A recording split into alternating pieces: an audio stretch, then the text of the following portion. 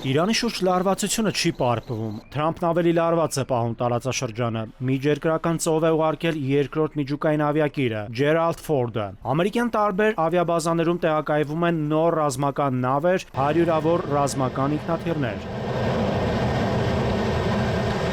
Թրամփը սպառնում է Թեհրանին հարվածներ հասցնել, եթե Իրանը չընդունի իր միջուկային ծրագրի սահմանափակումները։ Միջուկայինի հետ կապված ինձ թվում է կողմերը դեռ ունեն ռեզերվ իրենց դիրքերը իրար մոտեցնելու, փորձում են ինչ-որ առանց պատերազմ իրենց ուզածին հասնել։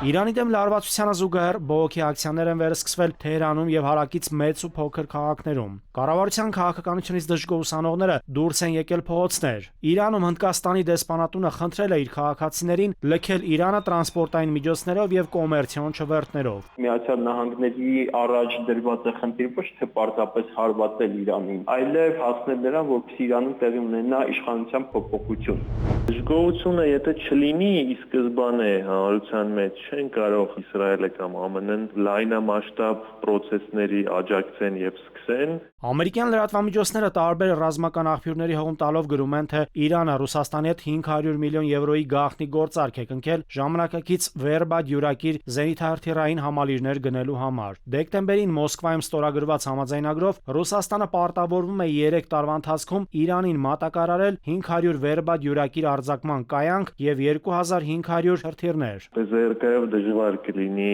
F-35, F-22 տեսակի կործանիչների դեմ որևէ մարդ վարել։ Իրանի արտաքին գործերի նախարարության պաշտոնական ներկայացուցիչը լրատվամիջոցներին հայտնել է, թե Իրանը տեքստ է պատրաստում ԱՄՆ-ի հետ հնարավոր գործարքի վերաբերյալ, սակայն չի հաստատել տեղեկությունն ատոմի շուրջ ժամանակավոր գործարքի կնքման հնարավորության մասին։ Մենք այժմ գտնվում ենք մեր տեսակետների նախապատրաստման փուլում։ Իրանն Ամերիկայի Միացյալ Նահանգների կողմից իրականացված սահմանափակ հարվածը կդիտարկի որպես ագրեսիայի ակտ։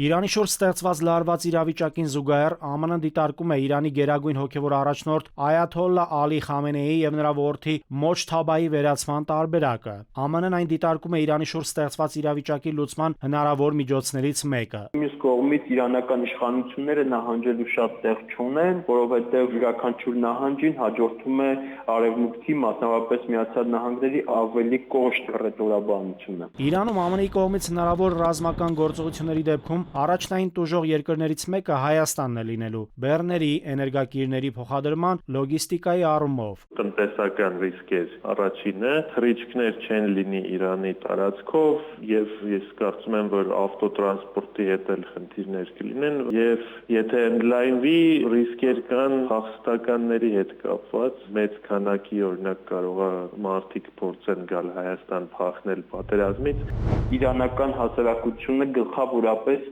գաղափարականացված հասարակություն է համախմբված կրոնի շուրջ, ինչը նշանակում է, որ այնպիսի միգրացիոն հոսքեր, ինչպիսին մենք տեսել ենք Իրաքի դեպքում, Լիբիայի դեպքում, Աֆղանստանի դեպքում, ես կարծում եմ այդպիսի հոսքեր այնուամենայնիվ չի լինի։ ԱՄՆ-ի եւ Իրանի միջև հաջորդ բանակցությունները տեղի կունենան փետրվարի 26-ին Ժնևում։ Օմանյան բանակցություններում որպես միջնորդ կողմն է տեղեկություն տարածել։ ԱՄՆ կենտրոնական հետախուզության վարչության նախկին գործակալներից են սակայն հայտարարել, թե ԱՄՆ-ի հնարավոր հարձակումը Իրանի վրա կլինի առաջիկա 2 օրերին։ Որքան էլ Իրանից մեսիջներ ուղարկվեն, թե պատրաստ են ԱՄՆ-ի հետ գնալ զիջումների, Թրամփն ավելի ագրեսիվ գործողությունների սցենար է մշակում ընդդեմ Իրանի։